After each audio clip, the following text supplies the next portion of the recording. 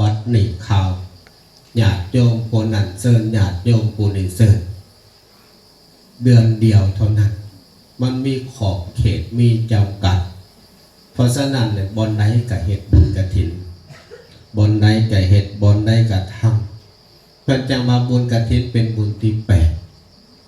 แต่จะมีความต่างจากบุญอย่างอื่นบุญอย่างอื่นเนี่ยนอกจากกฐินแล้วเหตุได้ตลอดปีหนึ่งเหตุได้เทื่อได้และกับมือหนึ่งเหตุได้ครั้งใดอีกพอเดือกบุญกฐินนี่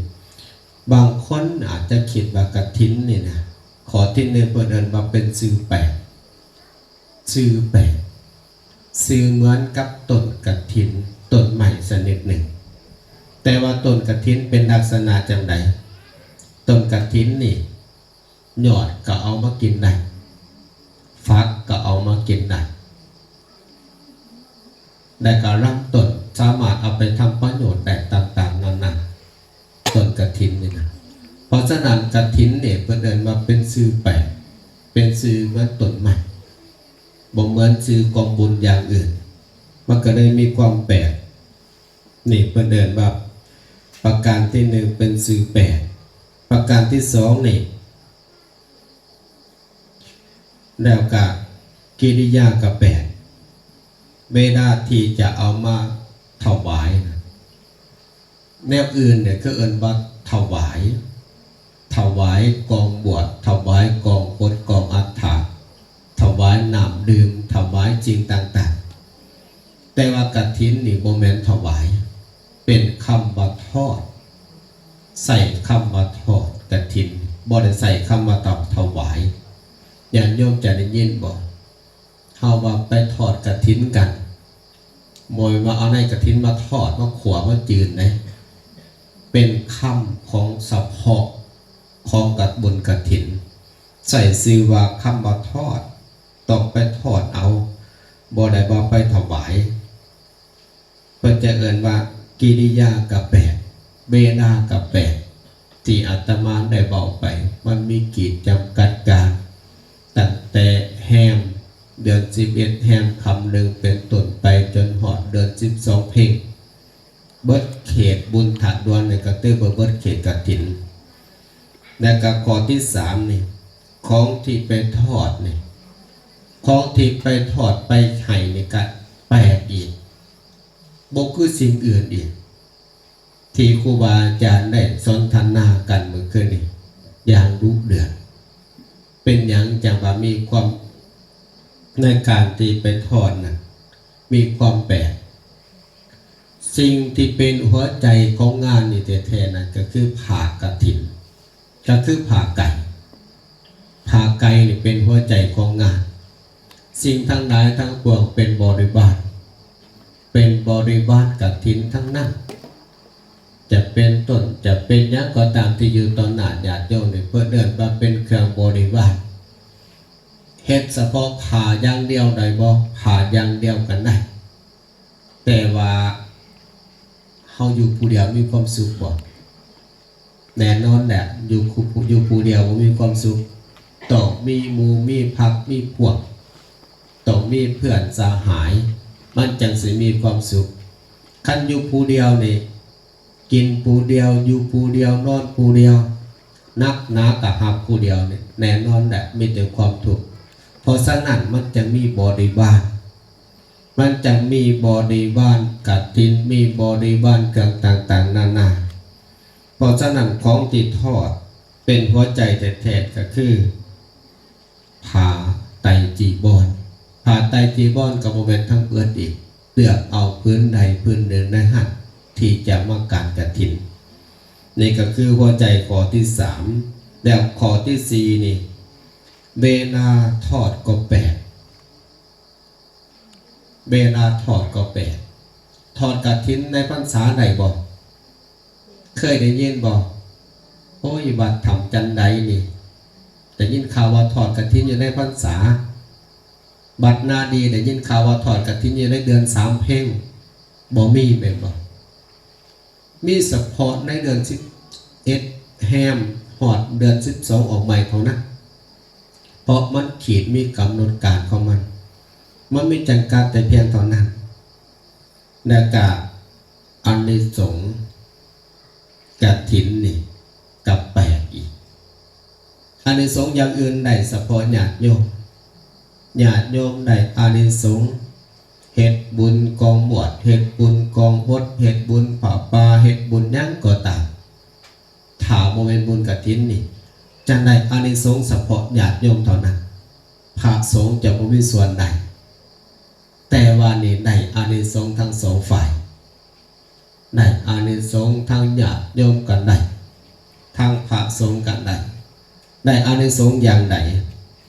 อานิสงส์สองฝ่ายเขาเคยได้ยินแต่ว่าอานิสงส์แท้ๆนั่นนะเป็นอานิสงส์แบบใดอานิสงส์ของพระสงฆ์นี่มีหาอย่างเมื่อคืนนี้ครูบาอาจารย์เพิ่นบอกไปแล้วแต่จะทวนคืนให้ญาติโยมกุฏิโบสถ์ได้เข้ามาเมื่อคืนนี้อานิสงส์ของพระสงฆ์เนี่ยเพิ่นเอิ้นว่า1สะดวกในการไป2สะดวกในการใช้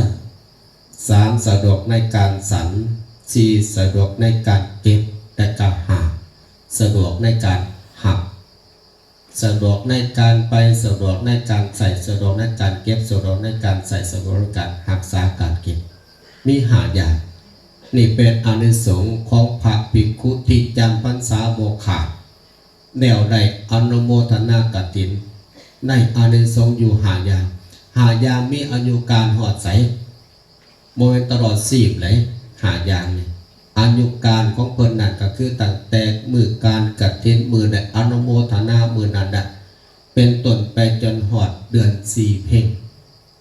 เดือน4เพ็งจึงค่อยเบิดเขตกฐินแล้วสิ่งที่ญาติโยมก็คงอยากจะรู้ว่าของโยมได้เป็นแนวไหนเฮ็ดบุญมาแล้วผู้ขาดสิได้อานิสงส์แบบใดแน่ญาติโยมก็คงอยากจะรู้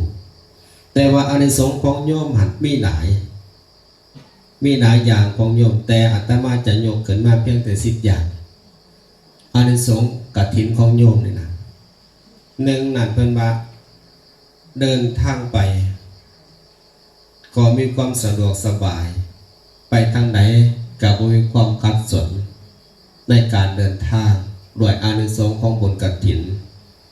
2เดินทางไปแล้วนอกจากความสะดวกสบายแล้วไปในสถานที่นั้นก็จะมีผู้คนต้อนรับขับสู่เป็นอย่างดีให้ความอบอุ่นให้ความการต้อนรับให้ห้อยยิ้มที่เป็นมิตรให้วาจาที่เป็นสหายให้นำจิตนำใจที่เป็นสิ่งที่ผูกพันไมตรีในข้อที่3แล้วข้อที่4นี่เพิ่นเอิ้นว่าข้อที่3นี่มีเสื้อผ้าอาภรณ์อุดมสมบูรณ์เสื้อผ้าอาภรณ์อุดมสมบูรณ์เนื่องจากที่เฮาได้ถวายผ้ากฐินก็จะมีสิ่งเหล่านี้ข้อที่4นี่ทรัพย์สมบัติเพิ่มพูนเป็นคนร่ำคนรวยเป็นคนหามีทรัพย์สมบัติด้วยอานิสงส์ที่เฮาถวายผ้ากฐินข้อที่5สามารถรักษาทรัพย์สมบัติไว้ได้ภาราซาบ่มายึดไปโจรบ่มาปล้นแล้วก็นอกจากนั้นไฟธรรมศาสตร์บ่มาทำลายเพราะมันมีความมั่นคงของกฐินนี่นะมันมีความมั่นคงแนวข้อที่6นี่เกิดมาจากไหนก็จะเป็นคนผิวพรรณสวยงามเกิดมาในภพชาติผิวพรรณของเฮานี่นะก็จะบ่เป็นคนจอยเกินไปบ่เป็นคนผอมเกินไปท่านเป็นเนื้อเป็นหนังแต่ก็บ่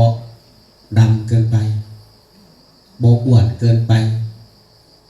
หน้าเป็นลักษณะจังไดก็คงจะเป็นจังซั่นดะเพราะมันเป็นอานิสงส์แม่นบ่เพราะเป็นความปรารถนาของโยมพร้อมได้ก่อนนี่ไม่ออกโดยเฉพาะทำบุญไปแล้วก็สาธุขอให้ผู้ข้าเป็นคนสวยคนงามถ้างามน่าสานี่ก็คอยงามต่อไปมีผู้ใดปรารถนาความขี้หายใส่เจ้าของแน่สาธุขอให้ข้าพเจ้าเป็นคนขี้หายถ่ายเปเด้อเอาเขาให้แมวกับแนมมือแมวกับเมินเอาเขาให้ม้ากับยางหนีมีอยู่บ่มี ขนาดกีฬาก็ยังเติมน้ำแต่งนี่คือความปรารถนาของคนเพราะฉะนั้นมันก็ได้อานิสงส์ในการข้อที่7นี่จะได้รับเครื่องพิเศษและกับเครื่องประดับประดาก็เป็นของพิเศษอีกอานิสงส์ของกฐินนี่เบิ่งโยมขอนไปเนี่ยละเอาจะฝ่าไปข้อที่8เกิดมาจากใดก็จะเป็นคนมีบุญวาสนามีบารมีด้วยอานิสงส์ของบุญกฐินข้อที่9เกิดขึ้นมาแล้วก็จะถ้าเป็นผู้หญิงหรือผู้ชายก็จะได้บวชในพุทธศาสนาคำว่าบวชแล้วการเจริญภาวนาก็จะได้คล่องแคล่วการเจริญภาวนาก็จะได้ไปดีในข้อที่9แต่ข้อที่10นี่เกิดขึ้นมาก็จะได้บอกไปตกต่ำบอกไปเป็นสัตว์เดรัจฉานเป็นอสุรกายสัตว์นรกจะบอกไปอบายภูมิทั้ง4เกิดขึ้นมาก็จะได้ท่องเที่ยวอยู่ในโลกมนุษย์และก็สวรรค์ด้วยอานิสงส์ของการถวายผ้ากฐินนี่ก็คือ5ข้อได้เด็กข้อหนึ่งครับหาจำไว้ลืมกับบ่เป็นหยังแนวต่อมาวันนี้ข้อที่2หาแล้วก็7นี่แม่นหยังเพิ่นเอิ้นว่าเป็นบุญพิเศษนอกจากว่าบุญกฐินเป็นบุญ8แล้วยังเป็นบุญพิเศษอีกด้วยบุญพิเศษอยู่7อย่างหนึ่งนั่นก็คือบุญกฐินนี่เป็นบุญของคนที่มีความรู้จะหน่อยญาติโยมว่าผู้ขานี่บ่ได้เรียนจบยังสิมีความรู้มาจากไสผู้ขาป.1 ก็บ่ได้บ่ได้จบนโมอ่านก็บ่ออกเขียนก็บ่เป็นจะจบมาจากไสจะมีความรู้ลักษณะจังไดแต่ความรู้ตัวนี้บ่ได้เกี่ยวกับตำรับตำรามันเกี่ยวกับความเข้าใจ1เป็นคนที่มีความรู้ลักษณะจังไดรู้อันที่1นั่นก็คือต้องรู้จักว่าวัดนั้นมีไผไปปักได้บ่เพราะกฐินมันต้องไปปักไปก่อนบ่ปักก็คือเป็นกฐินแดนเป็นกฐินโจรที่พระอาจารย์เพิ่นได้กล่าวไว้เพราะฉะนั้นใน2พรรษาต้องไปปักไว้ก่อนไปแล้วก็ต้องไปถามสมภารอยู่ในหันแหละท่านอาจารย์ในบ้านของท่านพระอาจารย์นี่มีผู้ปักกฐินแล้วบ่ถ้าได้คำตอบว่าบ่มีก็หน่อย